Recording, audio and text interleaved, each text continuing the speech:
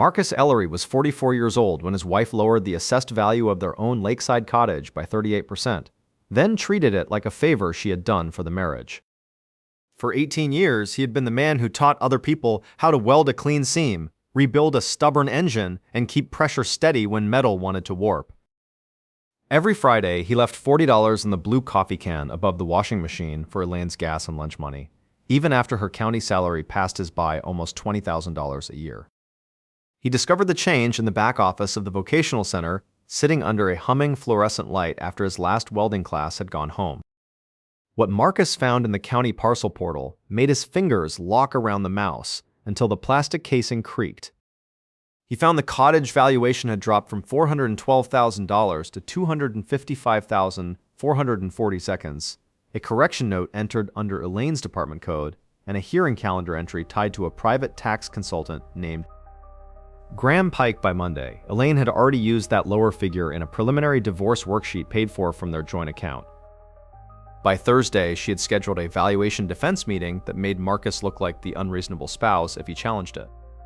Marcus is a shop teacher with grease under his nails. He doesn't even know what land is worth until someone tells him.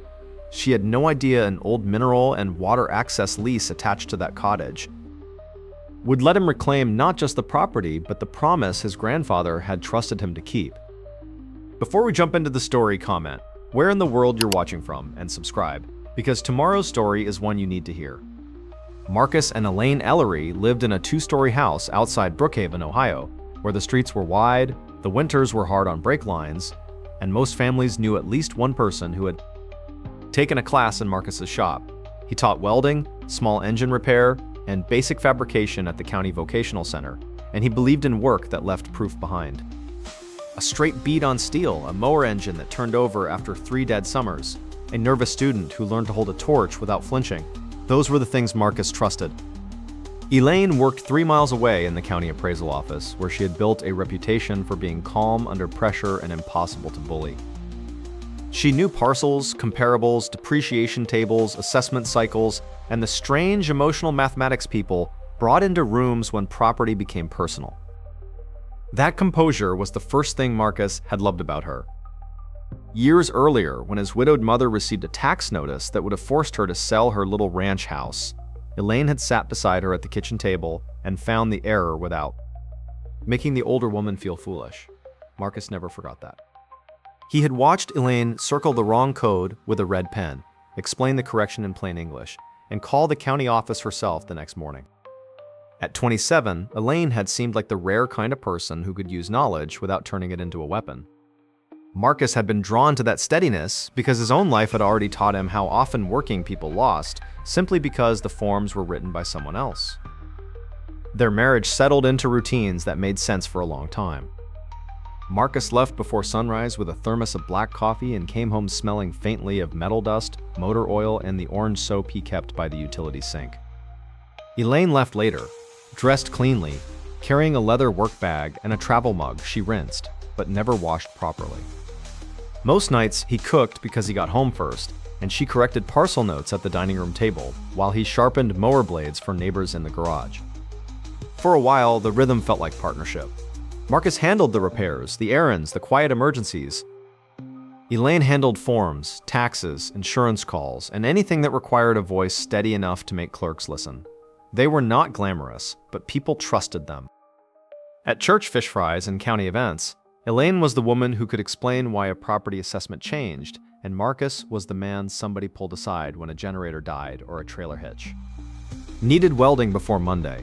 The distance came in small changes, not one clean break. Elaine began staying late during assessment season, even when assessment season had already ended. She started saying field review the way other people said traffic, as if the phrase explained everything and did not need details. Marcus accepted it at first, because her work had always had cycles he did not fully understand. In his trade, a good instructor did not assume every sound meant failure. Sometimes metal popped because it was cooling, not cracking. But she also began correcting him in public with a softness that made the insult harder to name.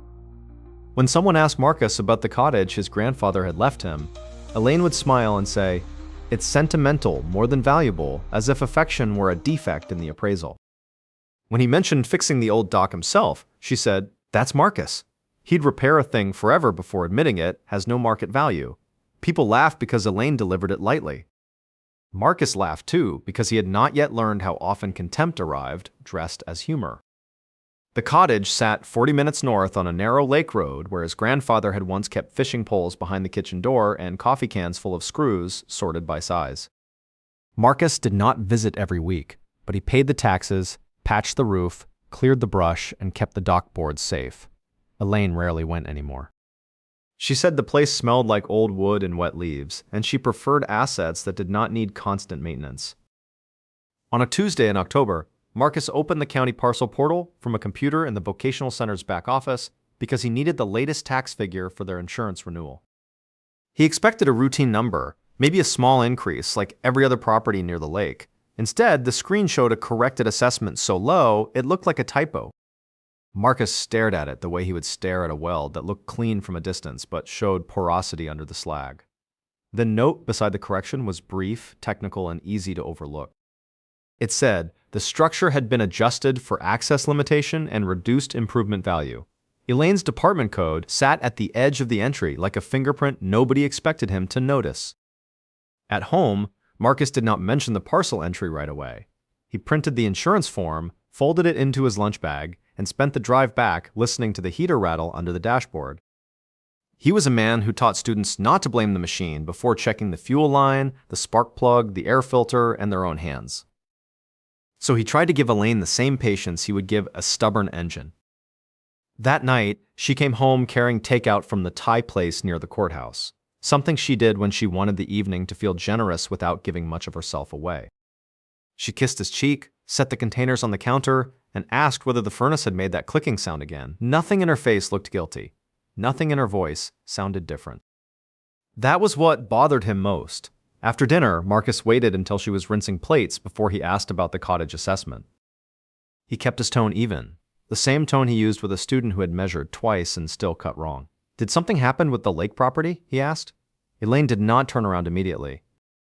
She kept the water running over a fork, then placed it in the dishwasher with careful precision. "What do you mean? The assessed value dropped?" "A lot." She looked at him then, and her expression softened into the patient look she used with homeowners who did not understand why their tax bills changed. Years ago, Marcus had loved that expression. In that kitchen, it made him feel like a man standing at the wrong side of a service counter.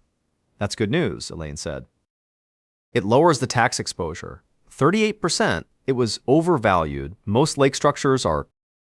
Yours has access issues, deferred maintenance, and an improvement value that never matched reality." Marcus heard the word yours, not ours. It landed quietly, but it landed. He dried his hands on a dish towel even though they were not wet. "I wish you'd told me before correcting it," he said. Elaine gave a small laugh, not cruel enough to accuse, not kind enough to comfort. "Marcus, you hate paperwork." "I handled it so you wouldn't have to." That explanation almost worked because part of it was true. Marcus did hate paperwork. He hated the way forms flattened a life into boxes and values and signatures. Elaine had always handled that side of their marriage because she was better at it, and because Marcus had trusted her to translate the world instead of tilt it. For the next week, he tried to let the matter cool. He went to work. He taught bead consistency to 2 juniors who wanted to rush through certification. He helped a senior named Tyrese rebuild a carburetor that had sat too long with old gas in it. He reminded the class that a bad reading did not always mean the gauge was broken. Sometimes the pressure was wrong, because somebody had adjusted the regulator when no one was looking. That sentence stayed with him after he said it. Elaine's late nights continued. She called them parcel review meetings, assessment corrections, informal hearings, fieldwork follow-ups. The phrases were specific enough to discourage questions and dull enough to sound real. Marcus did not accuse her. He wrote the dates down on the back of an old parts invoice and hated himself a little for doing it. The second detail came on a Thursday morning when their joint account showed a $318 payment to a legal document preparation service in Columbus. Marcus saw it while checking whether the mortgage draft had cleared. The description was vague, but the timing was not. It appeared 2 days after Elaine had mentioned casually that couples their age should make sure everything was properly organized on paper. When Marcus asked her about it that evening, she did not deny the charge. She moved around him instead, like water finding a lower path. It's just planning, she said, setting her work bag beside the dining room chair. People get into trouble because they wait until there's a crisis. What crisis are we in? Elaine removed her earrings slowly and placed them in the little ceramic dish by the stairs. That's exactly what I mean. You always hear the word planning and think someone is attacking you. Marcus looked at her then, really looked at her. She was still beautiful in the controlled way that had always made rooms settle around her. Her blouse was unwrinkled after 10 hours. Her voice had no raised edge. She sounded like the reasonable person in the room, and Marcus could feel himself being pushed into the role of the emotional one. He nearly apologized. The apology reached the back of his throat before he swallowed it. In his shop, there was a moment before a weld failed when the metal looked fine, the heat looked right, and only the smell told the instructor something was burning too hot. Marcus had learned to trust that small warning. He did not know yet what Elaine was building, but he knew she had started using procedure the way some people used a locked door. That night, after she went upstairs, Marcus opened his laptop at the kitchen table. He did not search her phone. He did not open her work bag. He did not need to cross a line to notice the one she had drawn around him. He pulled up the county property site again, then the public hearing calendar, then their bank account in another tab. For the first time, he stopped trying to prove Elaine was innocent and started checking whether the numbers could survive contact with each other. The county property site was not designed for husbands sitting alone at kitchen tables after midnight. It was built for clerks, appraisers, title companies, attorneys, and homeowners patient enough to click through ugly menus with small gray buttons. Marcus moved through it slowly, the way he taught freshmen to move through a wiring diagram. Start at the power source, follow the line. Do not assume the problem is where the noise is loudest. The parcel history for the cottage showed 12 years of ordinary increases, each one small enough to be irritating and normal enough to ignore. Then, in late September, a correction appeared under an access limitation category Marcus had never seen applied before. The note claimed the property had reduced market utility because of constrained road frontage and deferred structural condition. Marcus leaned back from the screen and rubbed the heel of his hand against his jaw because the road had not changed. The dock had been repaired, and the roof had 3 years left on the warranty. He had paid for himself. He printed the parcel history before he could talk himself out of it. The printer in the corner clicked and dragged each page out as if it were reluctant to be involved.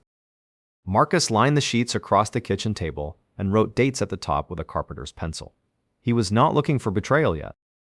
He was looking for a bad measurement, a wrong code, an explanation that would let him sleep beside Elaine without feeling like a fool. The first name that mattered appeared on the public valuation calendar.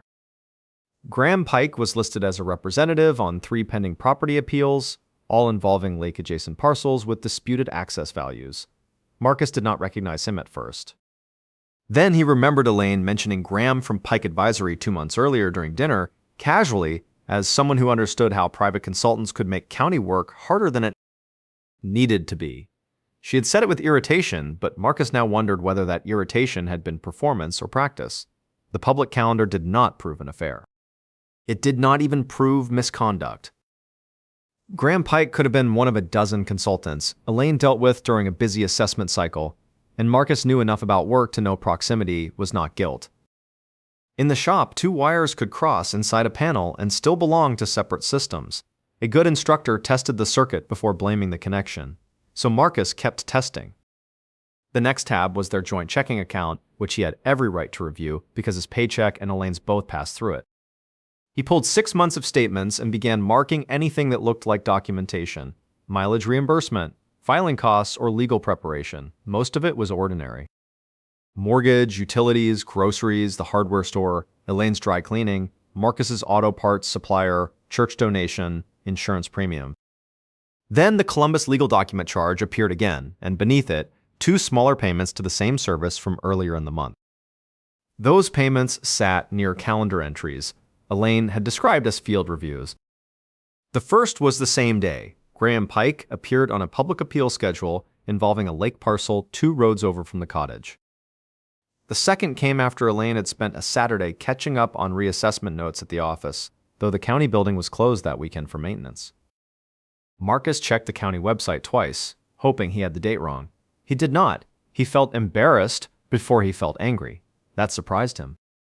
Anger would have been easier because anger gave a man somewhere to put his hands.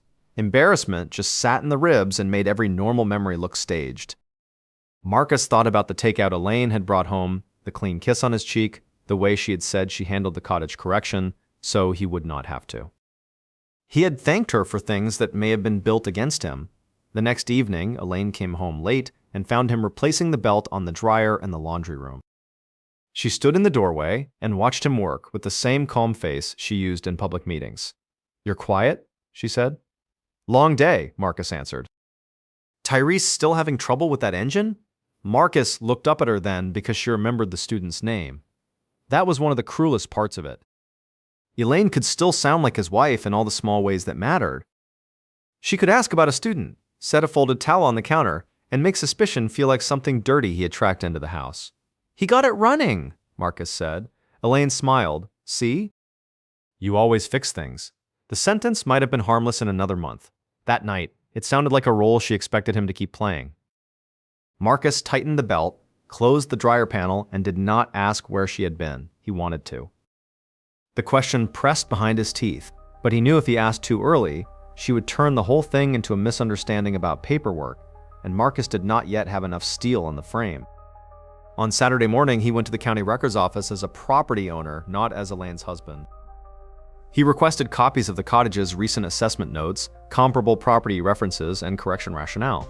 The clerk at the counter did not recognize him beyond a polite nod. Marcus paid the small copying fee from his own debit card and waited beside a rack of zoning pamphlets while the machine warmed up behind the glass.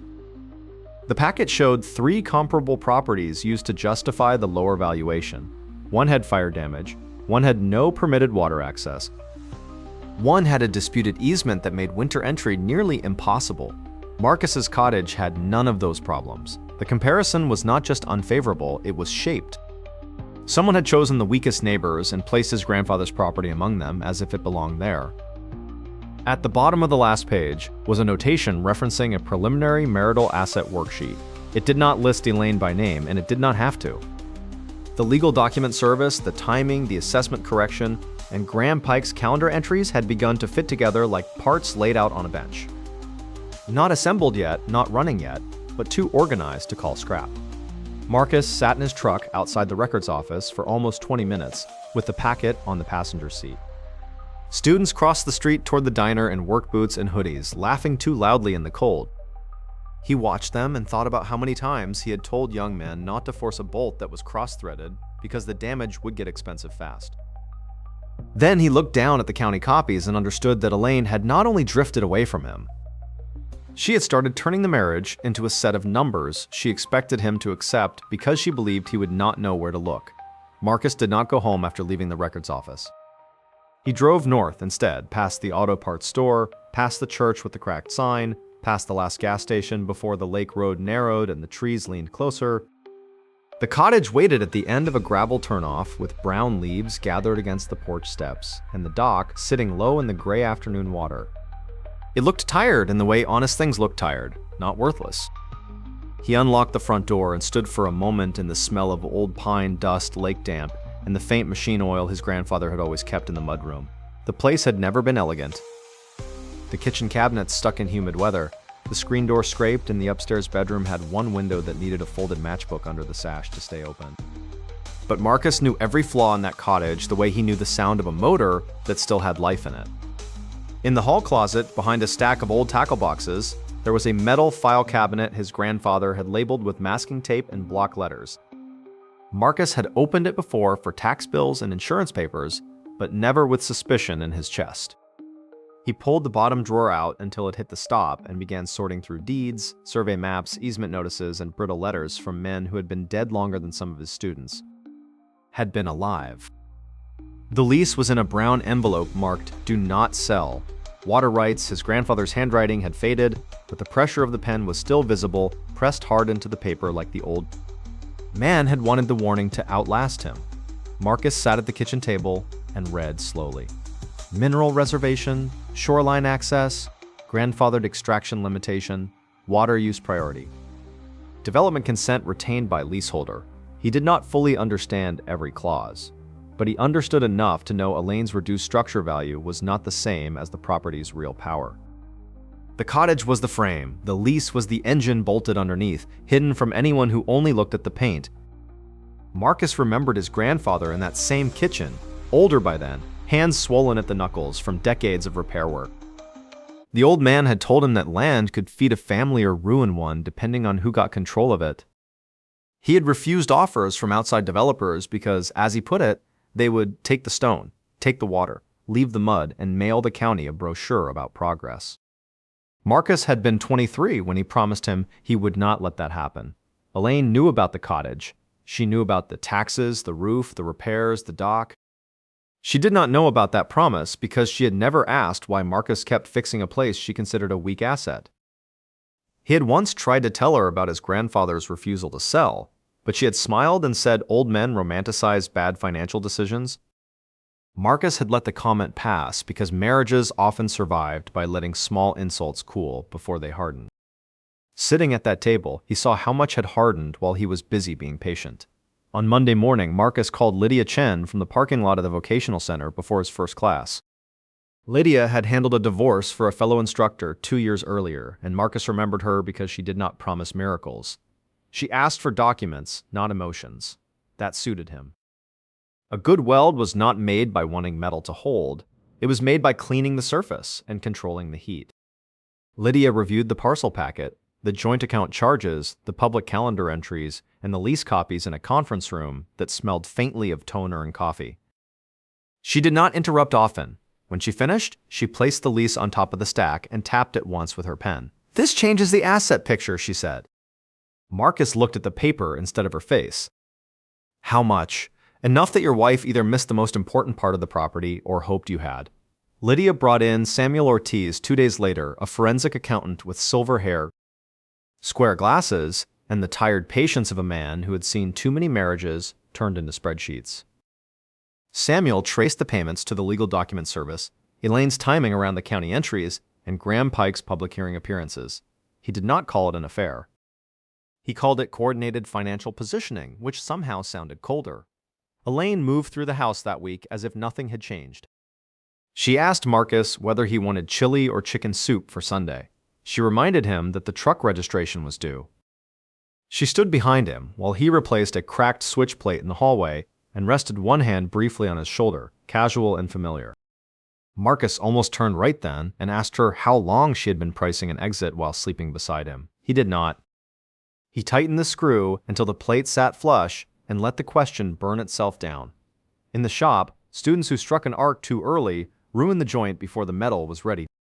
Marcus had the records now, the lease, the attorney, and the accountant. What he did not yet have was the room where Elaine would be forced to explain numbers she had trusted him not to understand. That room arrived when Elaine filed a formal defense of the corrected valuation and requested a county review board hearing. On the form, she described Marcus as a disputing spouse with sentimental attachment to an overvalued family property. Marcus read the sentence twice, then carried it to Lydia without folding it. The confrontation was no longer something he had to chase. Elaine had scheduled it herself. The County Valuation Review Board met on the second floor of the administration building, in a room with beige walls, a county seal behind the raised table, and rows of metal chairs filled by property owners waiting their turn to argue with numbers. Marcus arrived in a clean blue work shirt, not a suit, because Lydia had told him not to dress like he was pretending to be someone else. He sat beside her with a folder on his lap and his wedding ring still on his finger, though he had stopped touching it days earlier. Elaine sat 2 rows ahead near the aisle, composed in a charcoal blazer with her county badge clipped low enough to be visible but not obvious. Graham Pike sat behind her with a leather portfolio and the polite expression of a man attending someone else's problem. Marcus noticed him without staring. In the shop, when a machine had a dangerous vibration, the worst thing a man could do was keep touching it to prove he was not afraid. The hearing began like procedure. The board chair, Claudette Harlan, read the parcel number, the corrected valuation, and Elaine submitted explanation.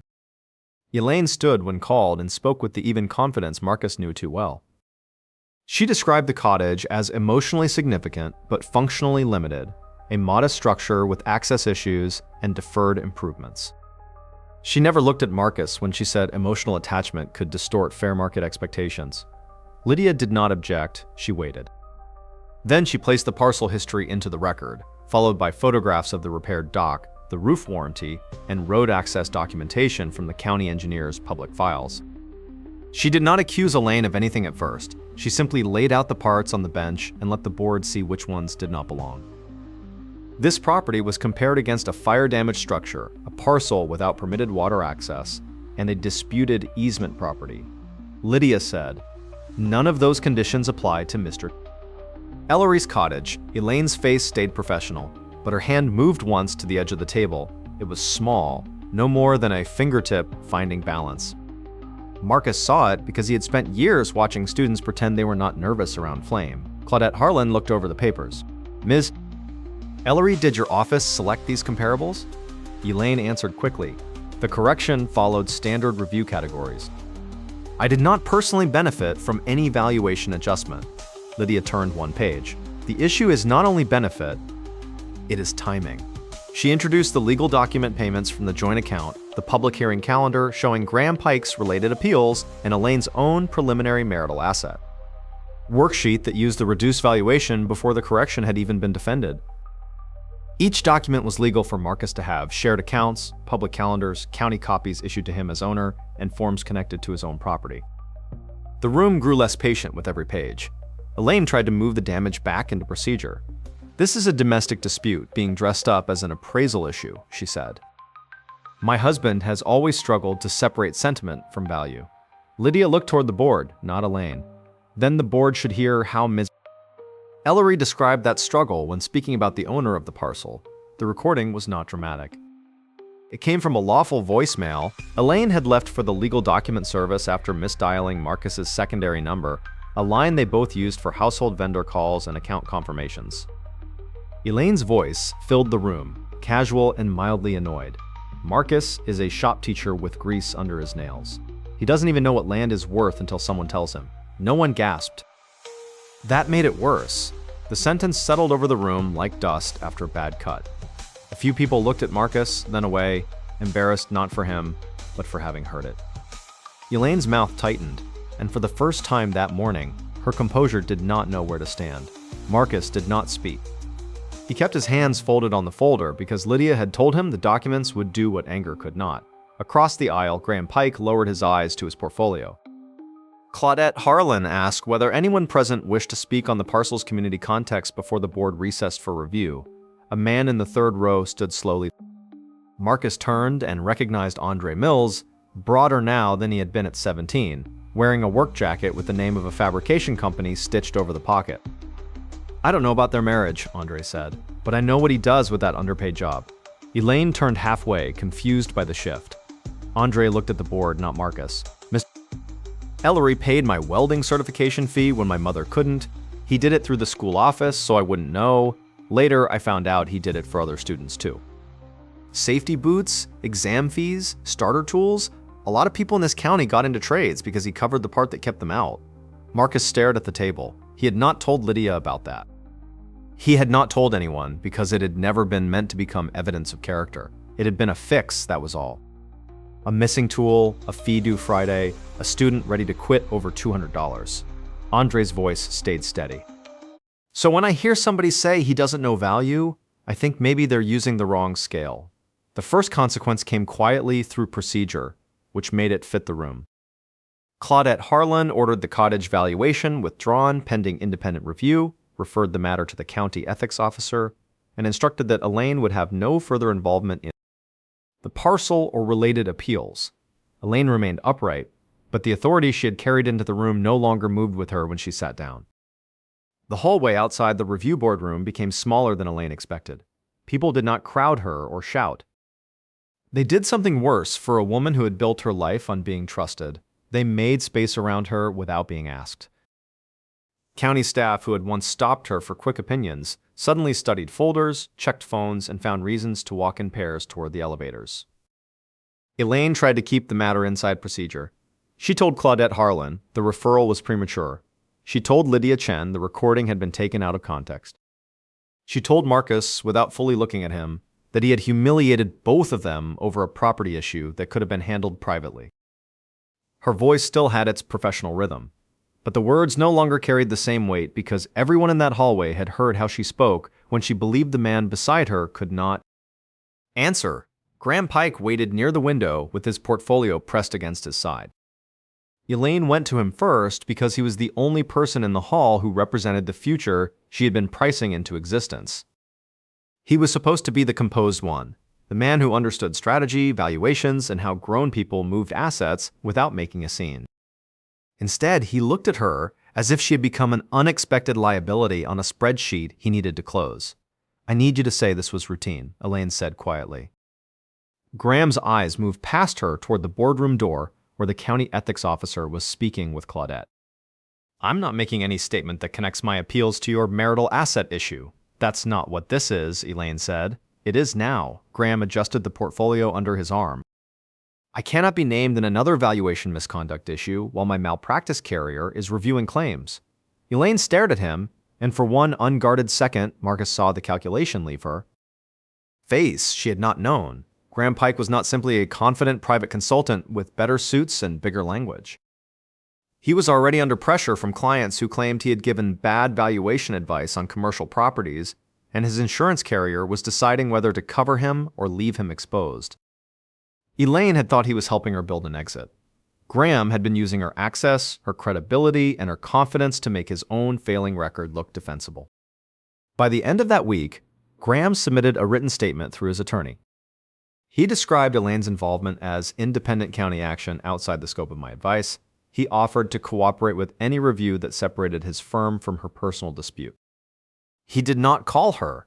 He did not meet her.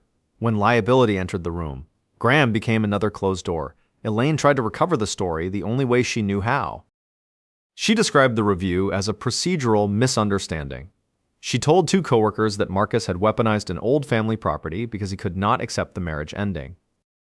She filed a revised divorce petition claiming the cottage still had limited marital value because the structure itself had been maintained during the marriage. Some people believed her at first, or at least wanted to. Elaine had spent years being useful to homeowners who needed calm explanations, and reputations did not fall in one clean motion. Lydia warned Marcus not to expect instant justice. The lease had to be verified. The cottage needed an independent appraisal. Elaine's role at the county would move through administrative review, not public emotion. Marcus listened because he understood slow work. A warped frame did not straighten because a man wanted it straight. It required heat, pressure, measurements, and time. Samuel Ortiz's report changed the divorce negotiations. The cottage structure was independently valued at $438,000, but the mineral and water access lease carried an estimated value between $1.8 million and $2.4 million. Because the lease had been inherited through Marcus's family line and never transferred into marital ownership, Lydia argued successfully that Elaine had no claim to it beyond a limited reimbursement. Calculation for shared maintenance. Elaine had tried to make the cottage look like a weak marital asset. Instead, her correction forced everyone to examine the part Marcus had never sold, never advertised, and never let anyone strip away. The final settlement was not theatrical.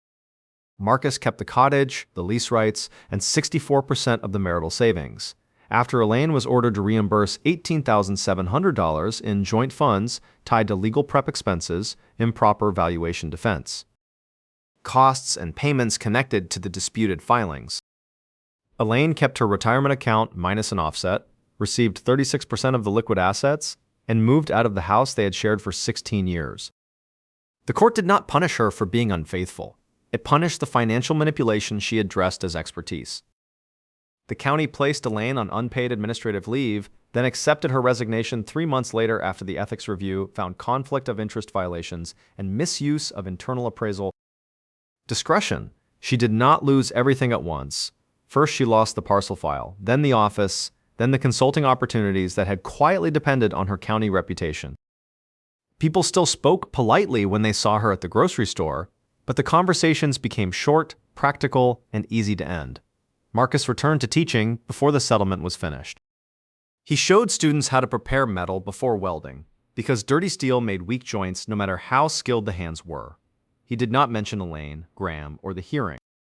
But when Andre Mills visited the shop one afternoon and shook his hand in front of the class, Marcus had to look down at the workbench for a moment before he could speak.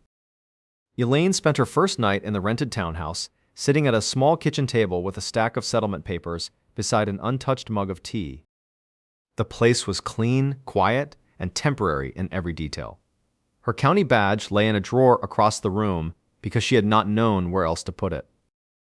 For the first time in months, there was no procedure left for her to hide inside, only numbers that finally included the cost she had left out. Elaine approached Marcus 6 weeks after the settlement, outside the vocational center on a cold morning when students were carrying toolboxes through the side entrance and the shop exhaust fans were already running. She wore a wool coat he remembered buying her one Christmas, and she stood near his truck with both hands around a paper coffee cup that had gone untouched. Marcus saw her before she saw him, and for a moment, he felt the old reflex to ask whether she was warm enough. "Did you know from the beginning?" Elaine asked when he came close. "No," Marcus said. For a while, he hoped the numbers were wrong. She looked toward the shop doors where a student laughed too loudly at something in the hallway. "I didn't think you'd fight like that." Marcus unlocked the truck, then paused with his hand on the door. "You kept pricing what I had? You never learned what I carried." Elaine's mouth opened as if she had one more professional explanation waiting, but there was no room left for it. Marcus did not raise his voice. He did not ask for an apology, and he did not offer forgiveness as a final gift she could carry away cleanly. He got into the truck, started the engine, and drove toward the lake road without looking back at the coat, the coffee, or the woman standing beside the place where his working life had always been. Visible, they never spoke again. That spring, Marcus created the Ellery Trade Scholarship with the first $150,000 secured from the settlement, and a portion of lease income Lydia helped structure safely through a trust. The fund covered certification fees, starter toolkits, safety boots, welding helmets, small engine licensing exams, and transportation vouchers for students who could not get to evening labs. Marcus insisted the paperwork be simple because he knew exactly how many capable students quit when the first locked door looked like a fee they could not pay. The first award went to a 19-year-old named Delia Ramos who had nearly dropped out after her father's truck broke down, and her exam fee came due the same week. Marcus did not make a speech when he handed her the voucher. He checked the size of her gloves, asked whether her ride home was covered, and reminded her that good welders cleaned the surface before they judged the metal. Delia nodded like she understood the shop lesson, though the older instructors in the room understood there was more in it than technique. By summer, the cottage looked less abandoned. Marcus replaced the rotted porch boards, rebuilt the dock rail, and cleared brush from the path down to the water. He kept his grandfather's brown envelope in a fireproof box now, not because he worshipped the papers, but because he understood what they protected. On quiet Saturdays, he sat at the kitchen table with coffee and lesson plans while morning light moved across the floorboards. His grandfather had once patched by hand. Brookhaven did not turn Marcus into a hero overnight, and that suited him. Some people still whispered that divorce made every story one-sided. Some county employees defended Elaine's years of service, and some homeowners admitted they had liked her because she made confusing systems feel manageable. Marcus did not argue with any of them. A repaired machine did not need to explain every broken part it survived. It only had to run clean under pressure. Over time, the story settled into smaller, truer details. Students kept showing up early to use the lab. Andre Mills donated scrap steel from his fabrication company for practice projects. Lydia Chen sent 2 more clients to Samuel Ortiz because she trusted his restraint. Elaine's name appeared once in a short county ethics summary, and then gradually disappeared from the conversations she had once controlled. Marcus did not become rich in the way Elaine had imagined rich people moved through the world. He still drove the same truck, still packed leftovers in the same dented lunch container, and still left early enough to unlock the shop before the first students arrived. But the cottage stayed in his family, the water rights stayed protected, and the scholarship put tools into hands that would know how to use them. That was the kind of value Marcus understood best, not the number assigned to a thing, but what it allowed someone else to build. If this story stayed with you, hit like, share it with someone who understands how quiet betrayal actually works, and subscribe for more stories like this one. Was Marcus right to stay silent until the hearing, or should he have confronted Elaine the first time the cottage value dropped? What hurt worse in this story? The affair itself, or the way Elaine used her professional authority to make Marcus look foolish? And when Marcus said, "You kept pricing what I had, you never learned what I carried," what do you think Elaine finally understood?